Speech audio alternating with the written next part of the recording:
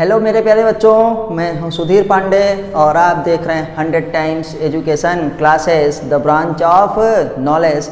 हम लोग पढ़ रहे हैं बेटा इस समय क्लास 12th की NCERT चैप्टर नंबर 1 किसका, बायोलॉजी का पीछे लिखा है। आप अब तक में पढ़ने वाले बच्चे हैं, आप सब कुछ जान ही गए होंगे। तो हम लोग पढ़ रहे हैं रिप्रोडक्शन इन लिविंग्स, मतलब सजीवों में जनन कैसे होता है। तो हम सजीवों के जनन के बारे में काफ़ी कुछ पढ़ चुके हैं। जिन्होंने नहीं पढ़ा होगा उनको मैं 2 मिनट में बस रिवाइज करवा दे रहा हूँ, ओरल जो है तरीके से, मौखिक रूप से बोल करके। और आप पिछली वीडियोस को जा करके देख सकते हैं। वहाँ पे चैनल पे जब देखेंगे, आप जाएंगे प्लेलिस्ट में तो उसमें लिखा है बायोलॉजी फॉर क्लास 12th। तो आप उसमें देखेंगे तो आपको पीछे के 4 लेक्चर जो है मिल जाएंगे। और हम लोग इस समय 5वां लेक्चर पढ़ रहे हैं। तो आइए हम लोग फिर से आगे शुरू करने से पहले आपसे रिक्वेस्ट है कि प्लीज़ आप चैनल को सब्सक्राइब कर लीजिए, वीडियो को लाइक करिए, अपने दोस्तों के साथ कमेंट करिए, ताकि हम आपको और भी अच्छी इसी तरीके की वीडियोज़ लाते रहें, ताकि हमको इससे पता चलेगा कि लोग मेरी वीडियोज़ को लाइक कर रहे हैं और मुझे और अच्छा काम करना चाहिए। आप जो सुझाव देना चाहते हैं वो भी हमको दे सकते हैं। तो हम लोगों ने बेटा जनन में देखा था कि जनन क्या होता है। जब कोई सजीव अपने ही जैसे संतान की उत्पत्ति करता है तो उसे हम क्या कहते हैं, जनन कहते हैं। जनन के द्वारा जो संतान उत्पन्न होती है, जिसे ऑफस्प्रिंग कहते हैं, वो अपने जनक के समान भी हो सकती है और क्या है, बहुत ज़्यादा भी समान हो सकती है। समान का मतलब या कम समान या ज़्यादा समान हो सकती है। तो हम लोगों ने उसमें देखा था जो ऑफस्प्रिंग डेवलप हुई है, अगर उसमें समानता है तब तो विकास में भागीदारी करेगी। अगर उसमें क्या है, हमारे पास बहुत ज़्यादा समानता हो गई है तो वो उसे हम क्या कहेंगे बेटा, एसेक्सुअल वाला कहेंगे। तो बात आ गई सर आखिर एसेक्सुअल है क्या। तो बेटा एक जनन की विधि है। जनन की विधियाँ मुख्य रूप से 2 प्रकार की होती हैं। तो जनन की विधियाँ 2 प्रकार से हैं, जिसमें हम कहते हैं अलैंगिक जनन, जिसे एसेक्सुअल रिप्रोडक्शन कहते हैं, और सेक्सुअल रिप्रोडक्शन कहते हैं, जिसे लैंगिक जनन कहा जाता है। अलैंगिक जनन किसे कहेंगे बेटा, जब संतान की उत्पत्ति एकल जनक के द्वारा हो या एकल सजीव कैपेबल हो किसमें, संतान उत्पन्न करने में, तो उसे हम अलैंगिक जनन कहते हैं। हाँ, न उसमें मम्मी ना उसमें पापा, मम्मी है कि पापा है, मेल है कि फीमेल है, इससे कोई मतलब नहीं है। जब संतान की उत्पत्ति एक सजीव के द्वारा हो या एकल सजीव के द्वारा ही हो जाए, एकल जनक के द्वारा हो जाए ना, तो उसे हम अलैंगिक जनन कहते हैं। अलैंगिक जनन के द्वारा जो संतान उत्पन्न होती है वो बेटा क्या होता है, मॉर्फोलॉजिकली एंड जेनेटिकली सिमिलर, मतलब आकार की तथा आनुवंशिक रूप से हूबहू अपने इस जनक के समान होती है। और इस प्रकार के संतान को, इस प्रकार के ऑफस्प्रिंग को हम लोग क्लोन कहते हैं। तो बेटा क्लोन किस में बनता है, क्लोन अलैंगिक जनन में बनता है, लैंगिक जनन में नहीं बनता है। तो हम जान गए हैं कि एग्जैक्ट कॉपी होता है, फोटो कॉपी समझ लो, जैसे हम लोग जीरोक्स करवाते हैं उसमें हूबहू होता है, तो उसे हम लोग क्लोन कहते हैं। अलैंगिक जनन के द्वारा जो संतान उत्पन्न होता है वो में किसी भी प्रकार का वेरिएशन नहीं होता, इसलिए वो इवोल्यूशन में भाग नहीं निभाता है। अलैंगिक जनन जो होता है वो सिंपल होता है, साधारण तरीके से होता है ना, और फास्ट होता है, मतलब जल्दी होता है, कम समय लेता है और ढेर सारी संतान भी उत्पन्न कर सकता है। तो अलैंगिक जनन की विधियों के बारे में हमने तमाम पीछे देखा है, उसमें आप देख सकते हैं। तो अलैंगिक जनन में जब हम आए तो देखें कि अलैंगिक जनन किसके द्वारा होता है भैया। अलैंगिक जनन सेल डिवीजन के द्वारा होता है। अगर सेल डिवीजन हुआ तो कितने प्रकार का सेल डिवीजन होता है, 3 प्रकार का होता है, जिसमें बाइंड डिफिजन 2 इक्वल पार्ट्स में जो होता है, एक सजीव डिवाइड हो जाता है और 2 के दोनों पार्ट्स क्या है, नए वयस्क को, मतलब नए ऑर्गन्स को डेवलप कर लेते हैं। हम लोग फिर आए थे बर्ड्स में। बर्ड्स में क्या होता है, शरीर के एक भाग से कलिका निकलती है और कलिका जमीन से टूट के गिरती है अपने फेवरेबल कंडीशन में। वो क्या करती है, जब न्यूट्रिएंट्स और क्या है मॉइस्चर को पाती है तो नए प्लांट में या नए सजीव में डेवलप हो जाती है। इस पॉपुलेशन में बताए थे अमीबा होता है बेटा 500 से 600 जो है वो छोटे छोटे जो है जो स्पोर्स बनाता है, और सारे के सारे जो स्पोर्स चल बीजाणु जिसे हम कहते हैं अमीबा में डेवलप हो जाते हैं। ये अनफेवरेबल कंडीशन में वो इस तरीके का काम करता है। और उसके बाद हम आए थे कि किस में होता है, जेम्यूल स्पंजेस में, कोनिडिया में, हमारे पास पेनिसिलियम में होता है। हम लोग बैठे थे क्लेमाइडोमोनास क्या में क्या होता है, उसमें भी जो स्पोर होता है, हाइड्रा में बडिंग होती है, ये सब देख चुके थे। तो आज का हम देखिए 2 मिनट में सब कुछ रिवाइज करवा दिए बेटा, ऐसे ही डेली आपको रिवाइज करवाएंगे। अगर आप पढ़ने वाले बच्चे हैं तो प्लीज़ आप एनसीईआरटी पढ़िए और हम यहाँ खड़े होकर के पूरे एक दिन में पूरी बायोलॉजी आपको रिवाइज करवा सकते हैं, पूरी एक दिन में क्लास 12th की और क्लास क्या है 11th की। लेकिन उसके लिए आपको पहले से प्रिपेयर रहना पड़ेगा, उसके लिए आपको पहले से पढ़े रहना पड़ेगा, तभी आपको ये चीज़ें समझ में आएंगी। तो हम लोग अभी देख रहे हैं मेथड ऑफ एसेक्सुअल रिप्रोडक्शन, अलैंगिक जनन की विधियों को देख चुके थे। उसमें एक और विधि है जिसे हम कहते हैं वेजिटेटिव रिप्रोडक्शन। वेजिटेटिव रिप्रोडक्शन का मतलब होता है कायिक वर्धन। क्या है? कायिक वर्धन। कायिक वर्धन भी क्या है? एक प्रकार का अलैंगिक जनन ही है। बेटा पहले इसको अलग से पढ़ाया जाता था कि लैंगिक हमारे पास जो जनन होता है 3 प्रकार का होता है, अलैंगिक, लैंगिक और कायिक वर्धन। लेकिन अब आपको एनसीईआरटी में ये पढ़ाया जाने लगा है कि बेटा कई वर्षों से, ऐसा नहीं किसी साल आया है, कि कायिक वर्धन भी अलैंगिक जनन का ही भाग है, क्योंकि इसमें जनक जो है वो एक ही रहता है, मतलब न अपोजिट सेक्स रहता है न 2 जनक रहते, एक ही जनक के द्वारा नए संतान की उत्पत्ति हो जाती है। इसलिए ये भी क्या है? हमारे पास अलैंगिक जनन का ही भाग है। तो आज हम इसी को देखेंगे, वेजिटेटिव रिप्रोडक्शन। तो प्लीज़ आप चैनल सब्सक्राइब जरूर करिए और बच्चों पूरा वीडियो देखा करिए। आपको जितना आप डीप में देखेंगे, आप पहले एनसीईआरटी पढ़िए, एनसीईआरटी पढ़ने के बाद जब आपको टाइम मिलता है तो उसके बाद आप हमारी वीडियोस को देखिए। लेकिन एनसीईआरटी को पढ़ना मत छोड़िए, क्योंकि केवल यूट्यूब के दम पे आपका सिलेक्शन नहीं होने वाला है। जो सच्चाई है वो बता दे रहे हैं। आपको एनसीईआरटी 100% पढ़नी ही पड़ेगी, फिजिक्स की, केमिस्ट्री की और बायो की भी। और बायो में तो आप जानते हैं कि 100 क्वेश्चन आएगा, जिसमें से आपको 90 करना ही करना है। तो आइए, तो हम देखते हैं, और आप चाहेंगे तो 90 में से 90 कर लेंगे। तो हम लोग देखते हैं वेजिटेटिव रिप्रोडक्शन, कायिक जनन, जिसे हम कायिक वर्धन भी कहते हैं, एसेक्सुअल का भाग है। आप पहले से ही दिमाग में इसको डाल लीजिए। क्यों एसेक्सुअल का भाग है? आपसे पूछा जाएगा क्यों माना जाता है? क्योंकि इसमें जो जनक है वो सिंगल होता है, या कहें इसमें जो संतान की उत्पत्ति होती है वो क्या होती है? एकल जनक से ही होती है। तो हम कहें कि वेजिटेटिव रिप्रोडक्शन संरचनाएं हमारे पास, आप याद रखिएगा कि ये किस में होता है? पौधों के लिए है, ये पौधों में ही यूज होता है। जंतुओं में कायिक वर्धन नहीं होता है, तो स्पेशली फ्रिक्वेंटली होता है किसमें? पौधों में। तो आइए देखते हैं। मैंने समय बचाने के लिए पहले से ही आपका लिख लिया है। इसके बाद अगर आपको कहीं प्रॉब्लम होती है तो आप हमको कमेंट के माध्यम से ज़रूर बताइए। जैसा आप कहेंगे वैसा हम करेंगे। हिंदी में आपको तो बोल ही रहे हैं, तो इसलिए हिंदी वाले, हमारे यूपी बोर्ड वाले भैया लोग परेशान नहीं होंगे। तो आते हैं इन प्लांट्स। बेटा देखो लिखा है कि इन प्लांट्स, पौधों में हमारे पास द टर्म वेजिटेटिव, क्या है? Vegetative, term vegetative is frequently used. तो बेटा वेजिटेटिव जो टर्म है, ये जो नाम है वेजिटेटिव, किस में यूज होता है बेटा? पौधों के लिए होता है, पौधों में इस्तेमाल किया जाता है, पौधों में ये होता है। इन प्लांट्स हमारे पास क्या है? पौधों में the unit of vegetative propagation, मतलब कायिक वर्धन की इकाइयाँ कौन कौन सी हैं? यूनिट मीन्स इकाई होते हैं, ऑफ वेजिटेटिव प्रोपोगेशन मतलब हमारे पास प्रवर्धन की इकाइयाँ।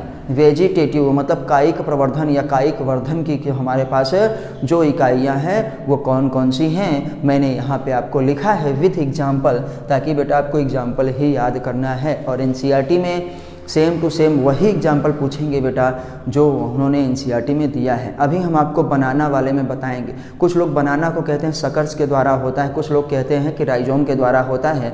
और एनसीईआरटी में कई बार ये जो है क्वेश्चन आया है, नीट में भी आ चुका है, सीबीएसई जब होता था तब भी आता था, सीपीएमटी में भी आ चुका है कि बेटा बनाना में जो होता है वेजिटेटिव प्रोपोगेशन, हमारे पास जो इकाई है उसको राइजोम कहते हैं, सकर्स नहीं। तो पहला बेटा आ गया है रनर।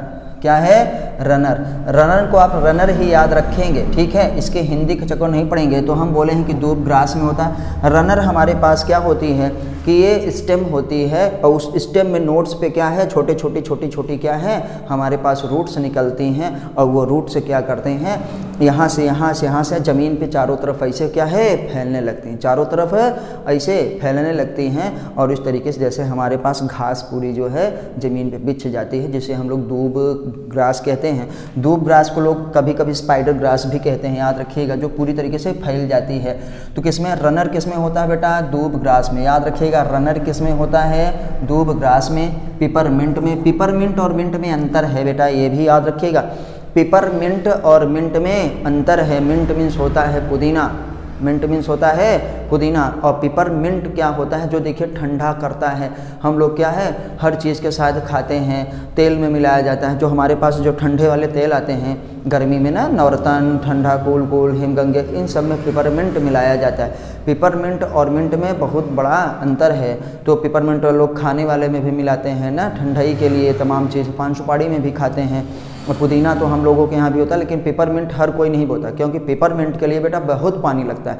जिस खेत में पिपरमिंट बोया जाता है, लोग कहते हैं हमारे पास जैसे हरदोई में है, लखीमपुर खीरी और तमाम चीज़ पश्चिमी उत्तर प्रदेश में जो लोग बोते हैं वो बताते हैं कि भैया खेत की उर्वरक शक्ति क्या है, पूरा वो खींच लेता है। पिपरमिंट को फिर पेरा जाता है, फिर उसमें से तेल निकलता है, फिर उसको जमाया जाता है। तो पिपरमिंट जो है सफ़ेद सफ़ेद देखो हम लोगों को आता है, तो वो जमा के आता है। काफ़ी महंगा मिलता है, 1500, 2000, 2500 रुपये लीटर उसका तेल बिकता है। तो ये पिपरमिंट को पिपरमिंट कहते हैं बेटा। और स्ट्रॉबेरी, स्ट्रॉबेरी इसको तो सभी जानते होंगे। रनर किस में जा पाया जाता है, दो ग्रास में, पिपरमिंट में, और किस में, स्ट्रॉबेरी में। पिपरमिंट को याद रखिएगा, पिपरमिंट और मिंट में अंतर होता है। हम क्या है शक्कर, देखिए ये है शक्कर, ये है शक्कर। शक्कर में होता है मिंट, शक्कर में होता है क्या, हमारे पास मिंट में होता है, और जैस्मीन में भी शक्कर होता है। आपको एग्जाम्पल ही याद रखना है। रनर फाउंड इन डूब ग्रास न, पिपरमिंट और स्ट्रॉबेरी। शक्कर्स इन फाउंड इन क्या है, मिंट एंड जैस्मीन। राइजोम बेटा देखो ये राइजोम, राइजोम क्या है, बनाना एंड जिंजर में। एनसीईआरटी की लाइन में ये लिखा है, आप एनसीईआरटी पढ़ेंगे तो आपको मिलेगा। और हम भी आपको जो है एनसीईआरटी की लाइन पढ़ाएंगे एनसीईआरटी से। एक बार पहले ऐसे कर लेते हैं। तो ये सब कुछ एनसीईआरटी का ही लिखा हुआ है, बस आपको यहाँ किताब लेके पढ़ना नहीं चाहते बस, बाकी सब कुछ एनसीईआरटी का ही है। अगर आप लोग कहेंगे तो किताब की लाइन टू लाइन पढ़ के हम आपको वो करेंगे। इसके लिए आपको कमेंट करके हमको बताना होगा कि सर आप एनसीईआरटी की लाइन पढ़िए और हमको बताइए और समझाइए। तो बेटा आप याद रखिएगा, राइजोम किस में होता है, जिंजर एंड क्या है, बनाना में होता है। देखो हमने यहीं पे बनाना लिखा है शक्कर। अगर राइजोम ना मिले तब आप शक्कर करिएगा, नहीं तो मत करिएगा, क्योंकि एनसीईआरटी में लिखा है कि हमारे पास जिंजर एंड बनाना में क्या पाया जाता है, राइजोम पाया जाता है। अच्छा ट्यूबर, ट्यूबर मतलब होता है हमारे पास ट्यूब जो होता है, ट्यूब मतलब कहाँ से राइज होता है, नोड्स से होता है। अच्छा बेटा थोड़ा आपको नोड्स और इंटर नोड्स बता देते हैं। देखिए जैसे ये और ये बना है, जैसे हमारे पास बांस है, इसमें बीच बीच में देखिए लाइनें गांठें, जैसे हमारे पास गन्ना होता है ऐसे, जैसे हमारे पास घास है ऐसे हमारे पास होता है। तो ये जो चीज़ जो है नोड, ये चीज़ क्या है, नोड है। और इसके बीच का जो स्थान है ये क्या है, इंटर नोड है। इंटर मीन्स बीच का, इंटर मतलब दो लोगों के बीच में, इंटर नोड्स होता है। तो नोड्स ये है जहाँ पे ये गांठ रहती है ना, ये इस तरीके की गांठ देखो जैसे पास वैसे ये नोड है, और दो नोडों के बीच में जो स्थान होता है बेटा उसे इंटर नोड कहा जाता है। तो यही नोड से हमारे पास आँखें निकल जाती हैं, तो हम लोग उसको क्या कहते हैं, आई बड्स कहते हैं। तो ट्यूबर क्या है, पोटैटो भी एक ट्यूबर है ना, उसको स्टेम ट्यूबर कहते हैं। शकरकंद स्वीट पोटैटो भी एक ट्यूबर है, जिसे हम क्या कहते हैं, क्या कहते हैं, रूट ट्यूबर कहते हैं। तो हमारे पास ये सारी चीज़ें हैं। तो ट्यूबर को याद रखिएगा, नोड से कहाँ निकल सकता है, वो पोटैटो में ट्यूबर। और क्या है, बंडा, अरुई और बंडा आप जानते हो, बंडा को बटाटाज भी लोग कहते हैं। क्या है, बंडा को बटाटाज भी कहते हैं, गोला गोला इसे होता है, तो हम लोग उसको बंडा कहते हैं। किसका, गोला गोला इतना बड़ा बड़ा आता है, ज़मीन से निकलता है, ज़मीन से खोद के, तो वो भी हमारे पास एक प्रकार का स्टेम है, तो हम उसको बंडा कहते हैं। तो बंडा याद रखिएगा, उसमें किसमें, ट्यूबर के द्वारा होता है। ऑफसेट, ऑफसेट तो बेटा सभी जानते हैं। ऑफसेट क्या होता है, वाटर हाइजिंथ, और वाटर हाइजिंथ को हम लोग क्या कहते हैं, इकोर्निया।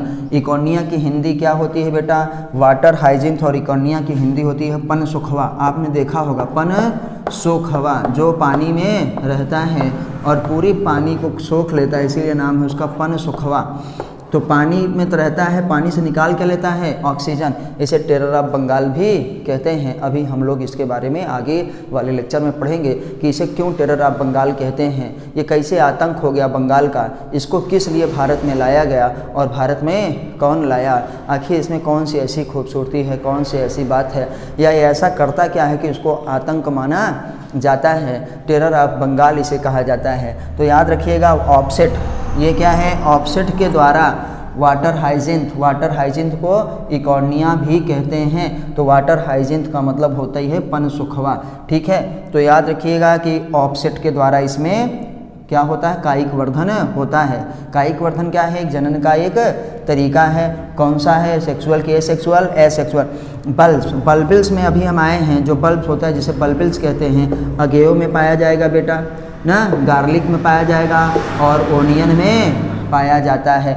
अगेयो बल्बिल्स, बल्ब लिखे हैं लेकिन ये क्या है, बल्बिल्स है। अगेयो में पाया जाता है, एनसीईआरटी में आपको एग्जाम्पल दिया है, देखिए आपको इमेज में सारी चीज़ें दिख रही हैं। गार्लिक हमारे पास है और क्या है, ओनियन में भी हमारे पास पाया जाता है। प्याज हम लोग कैसे लगाते हैं, प्याज का पहले बेहन डाला जाता है और प्याज को फिर जब बेहन हिस्से हम अगर ओसी में रहेगा तो प्याज कम होगी, थोड़ा होगा ना, क्योंकि जगह भी वो धसी धसी है। प्याज को क्या है, उसके लिप्स को कंसाइज करना है, उसके लिप्स को फूड स्टोर करना है। तो देखिए हम बना रहे हैं आपको एक प्याज, तो मान लीजिए हमारे पास ये एक प्याज है, इस तरीके की एक प्याज है और प्याज में देखें इस तरीके की जो पत्तियां निकली रहती हैं, बाद में इस तरीके की जो पत्तियां निकली रहती हैं, तो ये बेटा ये जो लीफ है, ये क्या है, ये प्याज की लीफ है, प्याज की पत्ती है, ये फूड को स्टोर करती है, ये फूड को स्टोर करती है प्याज की पत्ती है। लेकिन प्याज में जो ऊपर निकला है यही क्या है, बल्बिल्स। तो पहले ये प्याज बनी नहीं थी, तो जब हम बेहन डाले तो उसमें देखिए हम लोगों के गांव में, हम लोगों के घर में उसको बेहन कहते हैं। फिर उसको उपार करके फिर उसको दूसरी जगह लगाते हैं, उसकी फिर दूसरी जगह लगाते हैं, तो वहाँ पैदावार ज़्यादा होती है। क्योंकि हमारे किसानों को पहले से पता है, ऐसा है कि यहाँ पे जब हम वेजिटेटिव प्रोपोगेशन करवाएंगे, कायिक वर्धन करवाएंगे, तो हमको पैदावार ज़्यादा मिलेगी। क्योंकि एसेक्सुअल मेथड है, ये अलैंगिक जनन है, और अलैंगिक को हम पहले ही बताए हैं कि ये क्या होता है, सिंपल तरीके से हो जाता है और फास्ट होता है। सिंपल भी मतलब साधारण भी और जल्दी भी, साधारण भी और जल्दी भी। तो इसलिए हम लोग धान वगैरह को, हम लोग जो है ये लहसुन को, हम लोग क्या है प्याज को इस तरीके से लगाते हैं। लहसुन में तो कलिकाएँ लगाते हैं, सॉरी। तो हमारे पास ओनियन को फिर बेहन लगाते हैं और फिर वो क्या, उसकी पैदावार ज़्यादा होती है, जल्दी होती है। जैसे अभी हम गुड़हल के बीज को बोएं और फिर उसको पेड़ बनाएं, काफ़ी टाइम लगेगा।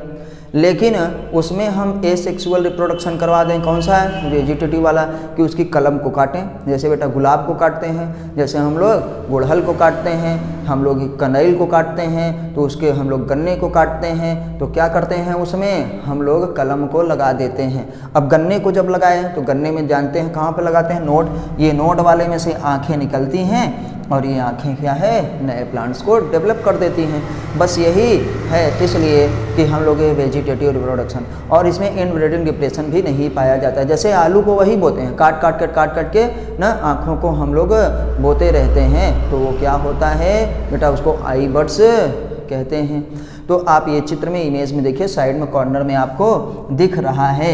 अब के हम आगे आते हैं कि भैया ऑफसेट किस में होता है, इकॉर्निया में। आपको ये देखिए ऊपर दिख रहा है इमेज में कॉर्नर पे। हम लोग आते हैं बल्ब्स, किस में आएगा, अगेयो में आएगा, बल्बिल्स इसे कहेंगे, गार्लिक में, और किस में, ओनियन में। अब आते हैं आई बड। ये देखो लिखा आई बड मतलब क्या होते हैं, आँखें। आई बड क्या होते हैं, आँखें। आँखें किस में पाया जाता है बेटा, पोटैटो में।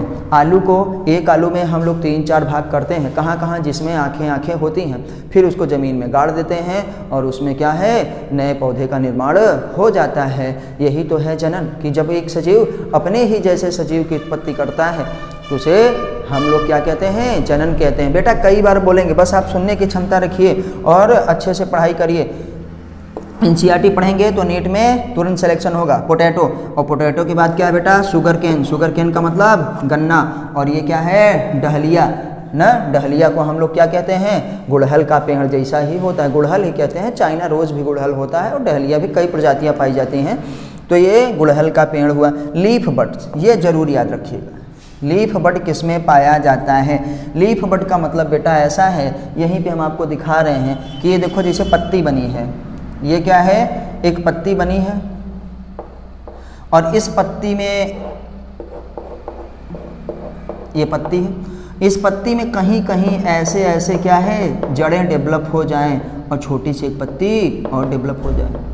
यहाँ पे क्या है, थोड़ी थोड़ी क्या है, जड़ें विकसित हो जाएं ना, और यहाँ से एक छोटी सी पत्ती और बन जाए।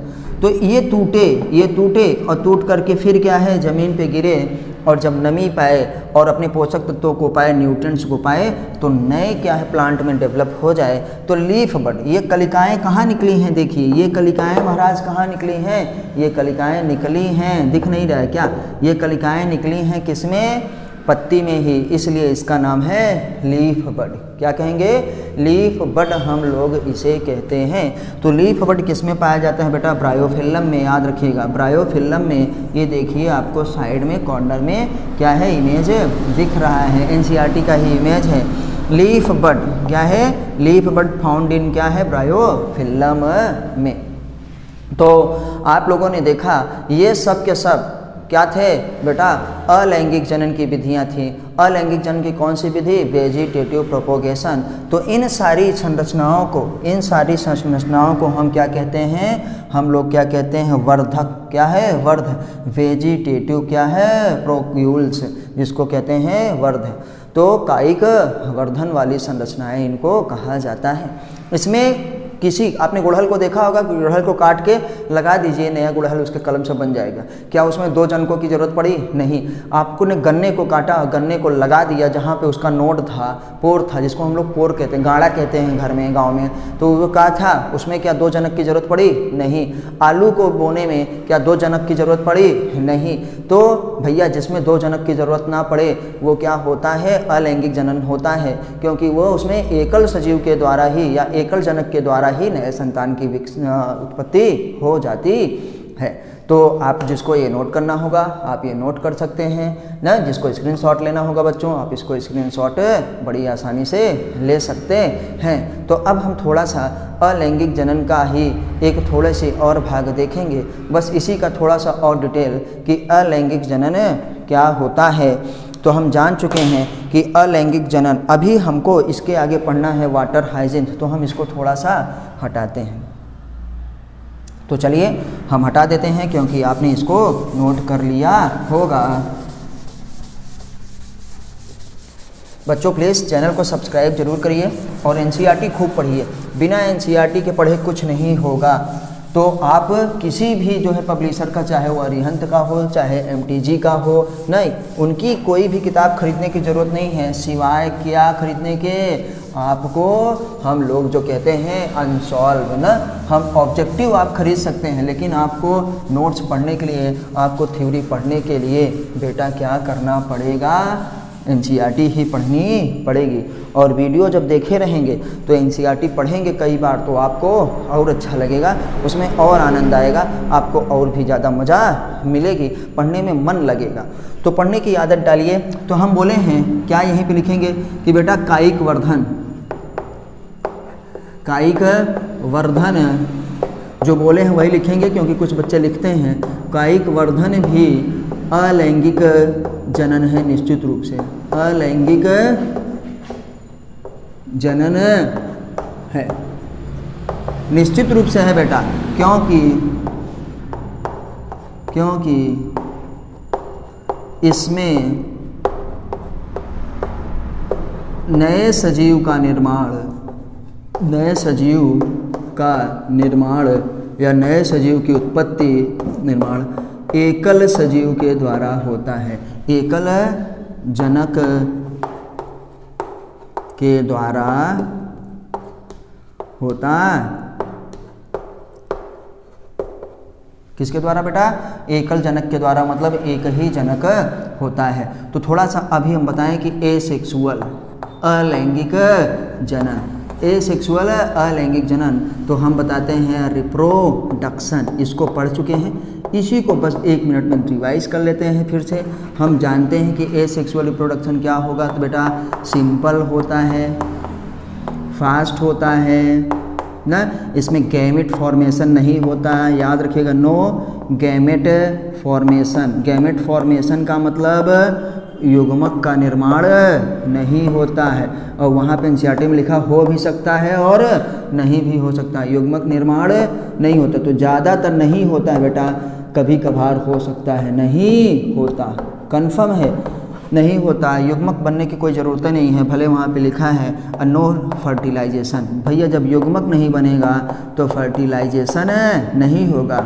इसको इसलिए लिख रहे हैं क्योंकि पूछा गया किस में फर्टिलाइजेशन होता है किस में नहीं। नो फर्टिलाइजेशन मतलब हम लोग क्या कहेंगे, फर्टिलाइजेशन का मतलब निषेचन नहीं होता, निषेचन नहीं होता। क्योंकि निषेचन क्या होता है, जब नर युग्मक मादा युग्मक आपस में संलयित करते हैं तो उसे निषेचन कहते हैं। हम इसमें क्या होगा, नो वेरिएशन, क्या होगा, कोई भी विभिन्नता नहीं पाई जाती। वेरिएशन, वेरिएशन का मतलब भिन्नता नहीं पाई जाती। अगर भिन्न होता तो फिर एक ही जैसा क्या होता, भिन्नता नहीं पाई जाती। और भिन्नता जब नहीं पाई जाती है तो इस तरीके की संतान को हम लोग क्या कहते हैं, क्लोन कहते हैं। तो क्लोन किस में बनता है, इसी में बनता है। क्लोन को बेटा क्लोन ही कहेंगे, इसलिए इसकी हिंदी नहीं लिखना है।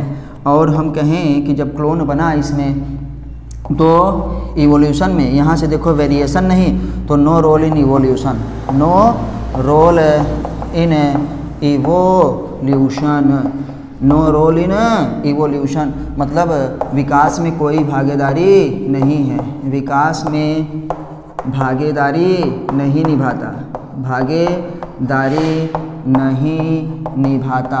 कौन भैया, अलैंगिक जनन विकास में किसी भी प्रकार की भागीदारी को नहीं निभाता है। और हम लोग देखेंगे भैया इसी में बात हुई थी कि हमारे पास क्या होता है, संतान की उत्पत्ति एकल जनक के द्वारा होती है, ये भी लिख लीजिएगा। संतान की उत्पत्ति बेटा ये सब पीछे पढ़ा चुके हैं, बस 1 मिनट आपको रिवाइज करवा रहे हैं। एकल जनक के द्वारा होती है, जनक के द्वारा होती है।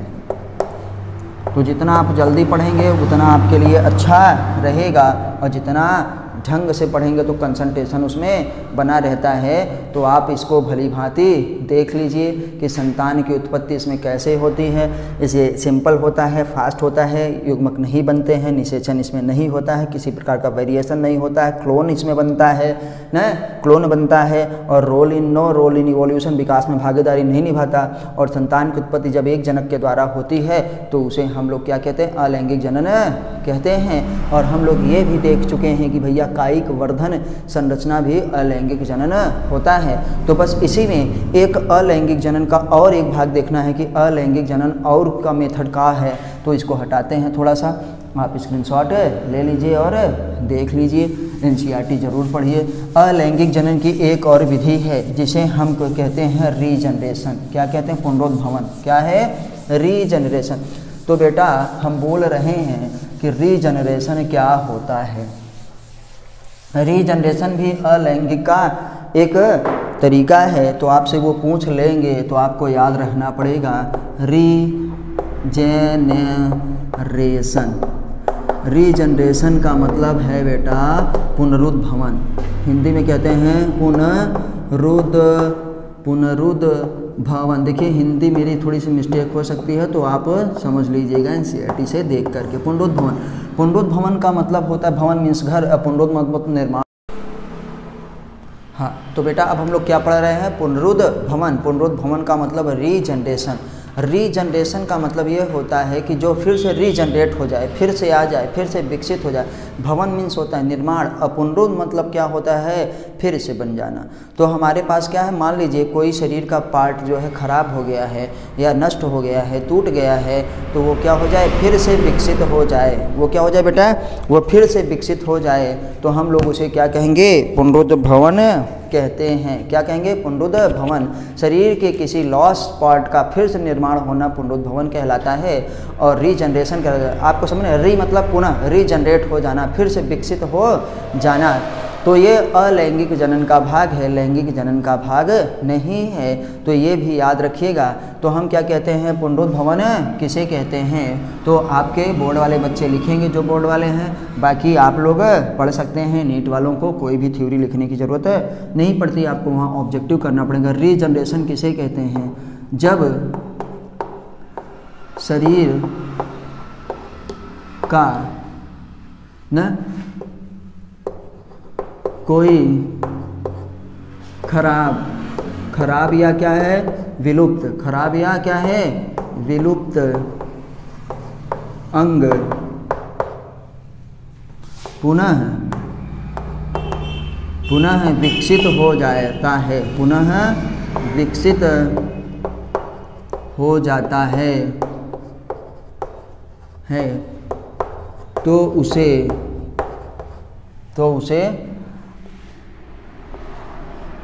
पुनरुद्भवन कहते हैं। पुनरुद्भवन का मतलब रीजनरेशन कहते हैं। और खराब विलुप्त अंग मतलब बेटा नष्ट, क्या है इसको नष्ट भी देख लेना, जो नष्ट हो चुका हो, नष्ट वाला भी। जैसे हम लोग अभी बताए हैं हाइड्रा, क्या है इसका एग्जाम्पल क्या है, हाइड्रा। हाइड्रा का अगर कोई पार्ट जितने खंडों में ये टूटेगा उतने नए हाइड्रा बन जाएगा। हम लोग जानते हैं रिजार्ड, ये इसमें हाइड्रा में क्या होता है बेटा, एवरी पार्ट्स, प्रत्येक पार्ट हाइड्रा का हो सकता है जितना विकसित होगा। हम उनको कहते हैं बेटा लिजार्ड मतलब छिपकली, और छिपकली की आप जानते हैं टेल, छिपकली की पूंछ। हाँ, जो आप सोचते हैं कि अरे छिपकली की पूंछ कट गई, अब तो छिपकली मर गई। छिपकली जानबूझ के भी अपनी पूंछ को गिरा देती है अपने शत्रु से, क्या है, बचने के लिए। क्योंकि जब उसकी पूंछ कट जाएगी तो हम सोचेंगे हाय राम उसकी पूंछ हुआ बेचारी कट गई, मर जाएगी, और तब तक में वो भाग लेती है। उसके भागने का ये तरीका है, उसके बचने का बेटा ये तरीका है कि छिपकली अपना पूंछ गिरा देती है, क्योंकि छिपकली को फिर से पता है कि मेरी पूंछ फिर से विकसित हो जाएगी, रीजनरेट हो जाएगी। जैसे हम लोग अपने OTP वगैरह को रीजनरेट करते हैं ना, फिर से ये क्या होता है, आ जाता है पूंछ। और कहेंगे बेटा ट्रू रीजनरेशन किस में पाया जाता है, ट्रू रीजनरेशन, वास्तविक रीजनरेशन पूर्ण रूप से, पूरी तरीके से, पूरी की पूरी बॉडी बन जाती है किसमें, प्लेनेरिया, फ्लैटवर्म है ये। क्या है, आपने 11th में पढ़ा है, प्लेनेरिया, फ्लैटवर्म एक चिपटा कृमि होता है। तो प्लेनेरिया में ट्रू रीजनरेशन पाया जाता है। तो आपको नीट में ये नहीं पूछेंगे बेटा 11th में है कि 9th का है कि 12th का है, नीट में उनको पूछना है तो 11th और 12th में दोनों मिला के ही पूछते हैं। तो आप ये मत सोचिए कि 11th का कहाँ से, आपको इसका और उसका दोनों का एग्जाम्पल याद करना है। तो आपसे बता देंगे कि ट्रू रीजनरेशन फाउंड इन, तो आपका ऑप्शन क्या होगा, प्लेनेरिया में। तो प्लेनेरिया में जब ट्रू रीजनरेशन होता है, हाइड्रा में रीजनरेशन होता है, लिजार्ड में भी रीजनरेशन होता है। तो आपसे ये भी पूछ लेंगे regeneration is a type of, बताइए क्या, सेक्सुअल की एसेक्सुअल रिप्रोडक्शन। तो हम कहेंगे regeneration is a type of asexual reproduction, अलैंगिक जनन का ही प्रकार होता है। क्यों, क्योंकि इसमें एकल सजीव के द्वारा ही दूसरे सजीव का निर्माण हो गया या शरीर के किसी भाग का निर्माण हो जाता है। तो छिपकली में तो शरीर के किसी भाग का निर्माण होता है, लेकिन हाइड्रा में जितने भी इसके पार्ट्स होंगे, जितने भी खंडों में ये टूटता है, जितने खंडों में टूटता है सब के सब खंड हाइड्रा बना लेगा। कोई भी खंड इसका टूटा, अब हम लोग मान लो एक छोटा सा हाइड्रा बना रहे हैं, ये इसका माउथ हो गया, ये ऐसे ऐसे हो गया, मान लो ये ऐसे ऐसे हाइड्रा में इस तरीके से टेंटिकल्स वगैरह निकले हैं। ये ओरिजिनल नहीं बना रहे हैं, थोड़ा सा देखने के लिए आपको, इस तरीके से टेंटिकल्स वगैरह निकले हैं। और ये जितने भी भाग उसके टूटेंगे, कुछ भी टूटेगा न, तो ये क्या होगा, हाइड्रा में हाथ पैर टूटा और फिर ज़मीन पे गिरा तो वो फिर एक नया हाइड्रा बना लेगा। तो नया हाइड्रा बन गया तो नया सजीव का डेवलप हो गया। न प्लेनेरिया में जितने भागों में कटेगा ओरिजिनल बन जाएगा, न प्लेनेरिया बन जाएगा। बस छिपकली में क्या होता है कि इसकी केवल टेल विकसित हो सकती है। तो इसे हम लोग क्या कहते हैं, रीजनरेशन कहते हैं, पुनरुद्भवन। ये भी अलैंगिक जनन का भाग है। तो हम लोग नेक्स्ट वीडियो में पढ़ेंगे बस थोड़ा सा इकॉर्निया के बारे में, कि क्यों इकॉर्निया को टेरर ऑफ बंगाल कहते हैं। आपसे रिक्वेस्ट है कि प्लीज़ आप NCERT जरूर पढ़िए, और NCERT के सिवा कुछ मत पढ़िए, फिर हमारी वीडियोज़ देखिए। और उसके बाद आपको ज़्यादा से ज़्यादा बेटा ऑब्जेक्टिव करना है, क्योंकि हम लोगों को आपको सेलेक्ट करवाना है, आपको सेलेक्ट होना है। आपको कहीं भी किसी बहुत बड़ी कोचिंग में नहीं जाने की ज़रूरत है, आपको छोटे से छोटे चीज़ में भी काम हो सकता है, क्योंकि NCERT है और उसका सिलेबस बेटा IAS हो चाहे PCS चाहे नीट चाहे JEE सबका सिलेबस फिक्स है। अगर आपको सिलेबस ही नहीं पता है तो आपको कोई कुछ भी पढ़ा दे, आपका कुछ नहीं होने वाला है। लेकिन आप NCERT पढ़ेंगे तो आपका निश्चित ही सिलेक्शन होगा। तो ज़्यादा से ज़्यादा पढ़ने सेल्फ स्टडी पे ध्यान दीजिए। ये नहीं कि वहाँ चले गए उसका नोट्स पढ़ रहे हैं, ये स्टडी मटेरियल पढ़ रहे हैं, 20-20 हज़ार का स्टडी मटेरियल ही खरीद रहे हैं, ऐसा नहीं होगा। और सिर्फ यूट्यूब से देखने से भी सिलेक्शन नहीं होगा, इस बात की मैं गारंटी लेता हूँ। आपको सेल्फ स्टडी करना ही है, क्योंकि हमको सच बोलना है, आपको सिलेक्ट करवाना है, ताकि कोचिंग की डिमांड कम हो। जिनके पास पैसे नहीं हैं वो भी बिना कोचिंग की पढ़ाई कर सकें। तो चलिए फिर मिलते हैं अगली वीडियो पे, तब तक नमस्ते, जय हिंद, जय भारत। और आप चैनल सब्सक्राइब ज़रूर करिए और साथ में दोस्तों को भी शेयर किया करिए। फिर मिलते हैं अगली वीडियो में, जय हिंद, जय भारत।